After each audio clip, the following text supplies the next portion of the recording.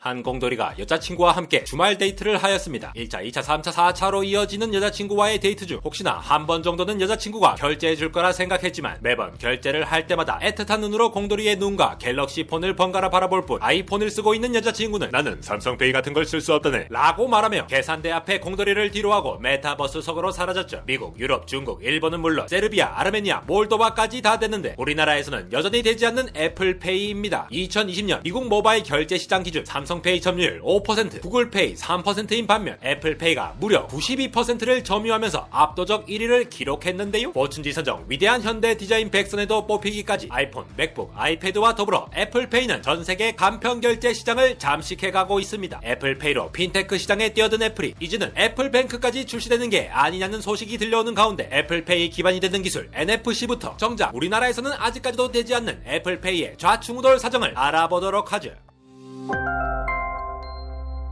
삼성페이, 애플페이, 구글페이, 알리페이는 Near Field Communication 라고 부르는 근거리 무선통신 NFC 기능을 가지고 있습니다. 이렇게 NFC 마크가 박혀있는 결제 단말기에서 사용할 수 있는 NFC와는 달리 구형 카드 단말기에서도 사용할 수 있는 Magnetic Secure Transmission MST 기능을 하나 더 가지고 있는 삼성페이가 우리나라에서 빠르게 보급되어 점유율을 높여갔는데요. MST의 안전성 이슈는 여전히 계속되고 있는 가운데 점차 간편 결제의 핵심 통신 기술을 NFC로 수렴해가고 있는 모습입니다. 1990년대 우리가 FM 라디오를 통해 찡그르르 벙그르르 쇼를 듣는 것과 같이 특정 주파수 대역의 전파를 활용하여 비교적 짧은 거리의 소량의 데이터를 무선으로 식별하고 수집하는 Radio Frequency Identification 라고 하는 RFID 기술이 등장하였습니다. 마트에서 여전히 쉽게 볼 수 있는 바코드 리더기가 빛을 쏘아준 다음 바코드의 까만색 흰색에 반사되는 정도에 따라 데이터를 식별해내지만 바코드의 인식은 주변 빛이나 장애물에 따라 방해가 되는 경우가 있었는데요. 전파를 통한 RFID는 장애물에 구애받지 않고 RFID 규격에서 정한 주파수 대역에 따라 건물 출입등과 같은 짧은 거리부터 고속도로, 하이패스 인식과 같은 긴 거리까지 판독할 수가 있죠. 이러한 무선통신 기반의 RFID가 널리 보급되면서 공장이나 배송 분야에서의 상품 추적 관리부터 교통카드 출입인원 관리, 자동차 생산 관리까지 다양한 분야로 쓰임새가 늘어나기 시작했고 국제표준화기구 ISO와 국제전기기술위원회 IEC는 1996년 세부위원회 SC31을 설립해 RFID의 표준 규격을 제정하게 되었죠. RFID 기술은 그 이후 계속 진화를 거듭합니다. 기존의 RFID는 한쪽 방향으로만 데이터를 보내는 단방향 통신이었는데요. 쉽게 말해 교통카드에 내장된 칩은 나는 학생이야 하면서 요금 정보와 잔액 정보 등을 보내기만 하고 버스 지하철의 RFID 리더기는 이러한 정보를 읽기만 하는 역할을 했던 것이죠. 기존의 교통카드 태그가 자체 배터리가 없이도 동작하는 이유는 안배공학 교통카드 원리에서 자세히 다룬 RFID 동작 원리와 같이 교통카드 자체가 요금이나 잔액 정보를 주고받을 필요 없이 그저 전달만 하면 되는 단방향 통신이기 때문이기도 한데요. 리더기에서 생성된 자기장을 통해 에너지를 공급받아 필요한 순간에만 데이터를 전달하면 되기 때문이죠. 그러다가 2004년 NFC 포럼이 설립되면서 본격적으로 양방향 모두 통신이 가능하도록 하는 NFC 기술이 등장합니다. 두 개의 NFC 장치가 충분히 가깝게 되면 저주파의 전자기장을 형성하게 되는데요. 이렇게 생성된 전자기장을 통한 자기유도 현상을 통해 두 장치 모두 전원을 켜 통신할 수 있으며 여기서 필요한 데이터를 서로 주고받을 수 있게 됩니다. Magnetic Coupling 라고 부르는 이 방식은 자기가 유도되는 범위를 대략적으로 보았을 때 빛의 속도에서 주파수 13.56MHz를 나누는 것으로 NFC 경우 10cm 내에서만 동작하도록 하는 특징이 있는데요. 이렇게 짧은 거리에서만 동작하는 NFC는 RFID가 100m 이상까지만 지원한다는 점에서 단점이 될 수도 있지만 NFC가 10cm 이하로 접근해야만 정보 교환이 가능하다는 이유 때문에 보안 측면에서는 오히려 좋아 사용자가 NFC를 잠그거나 암호로 보호하는 것도 가능해 보안 기능을 더욱 강화해 사용할 수 있었습니다. 이러한 NFC 기술의 등장으로 P2P 거래부터 휴대폰을 가까이 대기만 하면 서로 교환할 수 있는 명함, 약수터에서 이 물이 어떤 성분을 가지고 있는지 안내해주는 것부터 여자친구와 함께 간 미술관에서 전시작품 앞 NFC 태깅하는 곳에 띡 찍기만 하면 설명이 나오는 도스트까지 기업뿐만 아니라 다양한 정부 부처 공고기관에서도 널리 사용되고 있죠. 이러한 양방향 데이터 통신과 보안성 간편성을 두루 갖춘 NFC 기술을 일찍부터 애플이 주목하고 있었습니다. 2009년부터 2012년까지 NFC 관련 기술 특허만 무려 23개를 확보해 놓았는데요. 2014년 9월 마침내 NFC 기반의 간편 결제 서비스 애플페이가 출시됩니다. 이날 애플페이를 소개한 수석부사장 에디 큐는 저스트 터치만으로 결제할 수 있다며 패스트, 이지, 시큐어, 프라이베이트를 강조했는데요. 스마트폰에 내장된 NFC 모듈을 통해 빠르고 쉽게 결제가 가능하며 거래마다 일회성 고유번호를 생성하고 암호화를 거치는 등 핀테크의 핵심 요소인 편리성과 보안성을 갖춘 애플의 간편 결제 서비스를 세상에 처음 내놓은 것입니다. 애플 CEO 팀 쿡은 낡은 지갑 이미지를 띄워놓고는 애플의 비전은 이것을 대체하는 것입니다. 라고 말하기도 했는데요. 라떼 시절 비기알 요금이나 한 달에 한정된 문자 메시지 수의 압박에 최대한 한 문자에 띄어쓰기도 없이 빽빽하게 보내거나 네이트워크 무료 문자 서비스 같은 것에 목숨을 걸던 시절이 있었지만 무한정 메시지를 보내며 플렉스할 수 있는 카카오톡이 등장하여 문자 메시지를 거의 사용하지 않는 지금과 같이 애플페이를 통한 간편 결제의 대중화를 통해 지갑조차 들고 다니지 않는 사람들이 많아지게 되었습니다. 애플은 웹사이트에 어이 지갑, 네가 살 날도 얼마 남지 않았네 라는 메시지를 올리며 자신보다 뒤처진 구글 월렛을 은근히 디스하기도 하는 상큼하고 귀여운 모습도 보여주기도 하였죠. 그렇게 애플페이는 간편 결제 시장에서 게임 체인저로 올라서 단숨에 금융 패러다임을 바꾸었으면 좋았겠습니다만 발표한 지 2년이 지난 시점까지 아이폰 사용자 중 애플페이를 설치한 비율은 13%에 불과했고 출시 초 예상했던 거래액의 약 20% 정도밖에 달성하지 못했습니다. 그러나 이후 팀 쿡은 애플페이를 꾸준히 밀면서 2021년까지 애플페이 앱스토어 등에 포함된 서비스 부문의 매출을 2배 끌어올리겠다고 발표했는데요. 지금까지 애플페이는 68개국에서 사용하게 되었으며 2016년 전체 매출의 5%에 불과하던 서비스 부문의 매출액이 2021년 4분기에는 20%에 달할 정도가 되어 팀 쿡이 당찬 포부로 말했던 서비스 비중 목표치보다도 2배 더 높아진 결과를 낳았습니다. 이렇게 애플은 최근 맥북, 아이패드, 아이맥의 M1 시리즈부터 아이폰의 A15 바이오닉 칩까지 반도체 기업으로 점차 비중을 늘려가는 한편 앱스토어와 음악 스트리밍에서 애플 TV까지 서비스 부문의 매출 총 이익률이 72%가 되면서 애플이 플랫폼 기업으로까지 확장하고 있다는 걸 보여주고 있는데요. 그러면 뭐합니까? IT 갈라파고스라는 오명을 가진 우리나라에서는 여전히 애플페이를 사용할 수가 없어요. 다양한 원인 중에서도 우리나라에서는 일찍이 삼성의 갤럭시 스마트폰 사용자가 70%를 넘어서고 있는 가운데 삼성페이가 간편 결제 시장을 많이 잡아먹고 있는 상황이죠. 이렇다 보니 20% 아이폰 사용자를 위해 굳이 공격적으로 애플페이 진출 시도를 할 필요성을 실감하지 못하고 있다는 평이 많은데요. 그러나 이러한 애플페이 수요 부족 문제는 사실 부차적이고 그보다 더 문제는 공급 자체가 쉽지 않은 우리나라 환경에 있죠. 이미 안대공학 삼성페이 편에서 다루었듯이 동네 슈퍼에서도 마트에서도 기존 카드 단말기를 모두 NFC 단말기로 교체를 해야 NFC 기반의 기술들을 결제 서비스로 사용할 수가 있을 텐데요. 우리나라는 현재 NFC 결제 단말기 보급률은 10%도 안 되는 것으로 보고되고 있으며 수수료가 없는 삼성페이와는 달리 애플페이 이용 수수료를 국내 카드사들이 받아들이기엔 여전히 부담으로 작용하기도 합니다. 애플페이 사용 수수료는 0.15%이죠. 여기에 American Express, 유로페이, 마스터, 비자 세상에서 가장 유명하고 거대한 글로벌 카드사들이 만든 글로벌 금융조직 EMBCO의 NFC 기준을 기반으로 만든 애플페이는 카드사가 EMBCO에 1%의 수수료를 지불해야 함을 의미합니다. 아까 그 공돌이가 여자친구와 기념일을 조촐하게 챙기기 위해 편의점에서 100만원을 카드로 결제했다면 국내 카드사에는 수수료 2%인 2만원이 지급됩니다. 그러나 만약 애플페이로 결제했다면 EMBCO 1%, 애플의 0.15%를 내야 하기에 국내 카드사 수수료모 2만원에서 11,500원을 내어주어야 하기에 절반 이상 털어내고 8,500원밖에 벌지 못하는데요. 전 국민이 100억원의 애플페이 결제를 했다면 원래 2억을 받을 카드사들이 1억도 못 받는 게 되는 것이니 국내 카드사들은 당연히 이를 받아들이기가 힘들겠죠. 바로 이러한 이유가 수수료 0%의 삼성페이가 널리 퍼지게 된 계기가 되기도 하였습니다. 그렇다면 애플페이는 한국에서 볼 수 없는 것일까요? 카드업계는 여전히 널리 보급되지 않은 NFC 결제 단말기를 위해 2023년까지 NFC 단말기 보급 확대에 400억 원을 지원할 예정이라고 하는데요. 애플이 중국 0.03%, 이스라엘 0.05%로 수수료를 과감하게 낮춘 것으로 볼 때 혹시 우리나라도? 하는 마음이 들긴 합니다. 그러나 더욱더 복잡해지는 건 국내 카드사들의 단독 행보인데요. 국내 카드사들은 NFC 단말기 보급 확대에 노력하면서도 EMBCO에서 가져가는 수수료를 줄이기 위해 2018년 EMBCO 표준을 따르지 않고 우리나라 독자적 결제 규격으로 만들어진 국산 NFC 단말기 저스터치를 출시했습니다. 이렇게 되면 EMBCO를 따르는 NFC 간편 결제는 이루어지지 않게 되니까 애플페이는 여전히 쓸 수 없다는 비극적인 결말로 이어지는데 올해 상반기에 출시될 또 하나의 국산 NFC 단말기 Korea Local Smart Card KLSC는 EMBCO 표준을 따라 개발되고 있어 마치 럴커를 길목에 박아뒀는데 올듯 말듯 간보는 마린 부대를 신경질나게 바라보고 있는 느낌으로 애플페이 역시 들어올까 말까 아이폰 유저들의 마음을 설레게 했다가 짜게 쉽게 했다가를 반복하고 있습니다. 애플의 다음 핀테크 목표는 애플뱅크가 아니냐는 이야기가 나오고 있는데 굳이 쓸데없이 티타늄으로 만들어졌지만 뭔가 또 있어 보이는 애플카드나 애플캐시와 같은 미국의 한정적인 P2P 금융 서비스를 진행 중이던 애플이 얼마 전 은행 소프트웨어 개발사 크레딧 쿠도스를 인수하면서 본격적으로 금융 서비스 분야로 확장 가장 독자적 핀테크 운영이 가능한 애플뱅크를 만들려는 게 아니냐는 기대감도 생기고 있습니다. 반도체면 반도체, 서비스면 서비스, 시가총액 1위 애플이 정말 무서운 회사가 아닐까 싶은데요. 삼성페이 때문에 갈아타지 못하고 있는 수많은 갤럭시 사용자분들도 애플페이가 우리나라에서도 상용화된다면 생각보다 꽤나 큰 지각 변동이 일어날지도 모르겠습니다. 오늘도 감성 가득한 아이폰으로 계산대 앞에서 결제는 하지 않고 캔디 크러쉬 소다를 하는 여자친구를 뒤로 하고는 텅 빈 장고를 떠올리며 촉촉해진 눈으로 갤럭시를 든 채 더욱더 촉촉해진 손가락 덕분에 삼성페이의 지문인식이 순식간에 이루어져 수수려고 뭐고 제발 좀 애플페이가 들어오라고 속으로 비명을 지르면서도 아직까지도 삼성페이 때문에 아이폰으로 갈아타는 걸 주저주저하고 있는 연말정산엔 역시 제로페이 안대공화 에러였습니다.